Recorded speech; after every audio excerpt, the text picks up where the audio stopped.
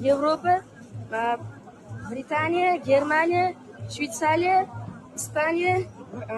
Braziliya, Hindiston, Italiya, Falastin,